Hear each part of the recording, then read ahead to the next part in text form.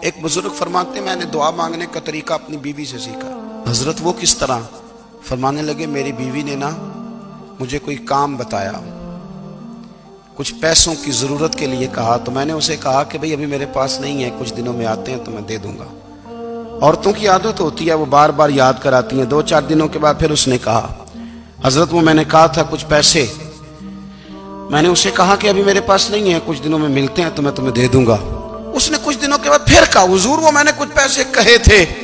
फरमाते मैंने डांट दिया, मैंने कहा कि क्या तू रोज मुझे शर्मिंदा करती है, कहा ना मेरे पास नहीं है, होंगे तो दे दूंगा, तू रोज याद कराती है।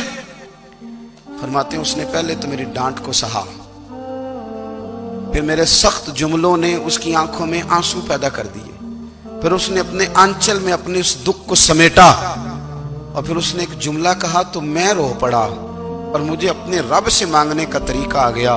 मुझे कहने लगी, हजरत जी आपने डांट दिया, मैंने सह लिया, पर आप ही मेरे शौहर हैं, बताएं ना, आपसे ना कहूं तो मैं किससे जाके कहूं। फरमाते हैं मैं रो पड़ा और मैं खुल के रोया और मैं तड़प के रोया और फिर मेरी सिसकियां बंद गईं। तो मुझे कहने लगी, आपको क्या हुआ? मैंने कहा मुझे भी दुआ मांगनी आ गई है।